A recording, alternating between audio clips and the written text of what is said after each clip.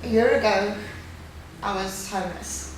I was living with I had my one son, he was 22 months old, and I was 6 months pregnant. And I was living in a basically abandoned building. There's no electricity, no hot water. Trying to make ends meet daily by walking around looking for food. I didn't live there for very long. It was 2 months before I came to St. Anne's. But it was 2 months of awakening for me. I realized that if I don't stand up and get up and look after my children myself, get out of the life that I'm in and start fresh, that this was going to be my future and my children's future. When I arrived here, my son was skinny, he was underweight. And within a matter of a month and a half, all that changed. My son was healthy. I started getting counseling. I realized how my life ended up the way it did. I was sexually abused by my grandfather from the age of 4 to 7, and I never received counseling for it. And it's amazing what an impact it has in your life when you don't speak to anybody about it. I used to look for reasons why me. I mean, I was the youngest of all the grandchildren. My sister was a little bit older than me. I couldn't understand why me. I used to feel a lot of conflict because I loved him. I loved him. As my grandfather used to tell me, I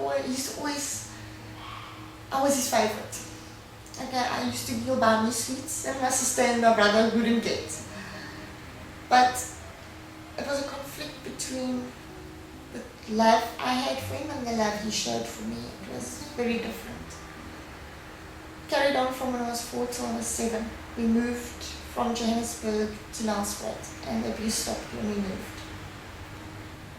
In primary school, I was very much a loner. I never really had lots of friends. And in high school, I became rebellious, and I was very promiscuous as a teenager, and from an early age. And I think when my mom and dad got divorced, it just escalated. So, I don't know. I should have told somebody so that I could have gotten help much earlier. I didn't realize that it would affect me this much. When I came to St. Anne's, it was amazing. That feeling of relief, of everything else. It's just... That first night I had a warm plate of food. I was clean, my child was clean. We went to go sleep in a bed which was clean, and it was amazing. It was the most amazing feeling. I'll never forget that first night here. And I think for about 2 months I ate a lot more than I should have as well, because I think I was trying to catch up. But eventually you realize the food's not going to run away. Every day there's food in the fridge you can eat. But I think psychologically you try to catch up. It's amazing how it's changed. Before, I used to have a lot of anger. I didn't really know who I was angry with, but I was angry. I used to be depressed. I used to be ashamed. I can now walk with my head up high.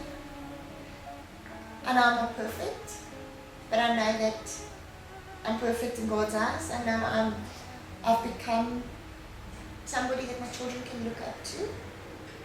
There's nothing more satisfying for me at the end of the month than being able to buy nappies and milk for my children. And I don't have to look at anyone for it. I don't have to ask my mother for money or my father or beg on the street. I'm earning this money. I think working makes a huge change. You get a sense of self-worth, a purpose. And I've learned to forgive myself for the mistakes I've made. It's a process as well. Everything's a process.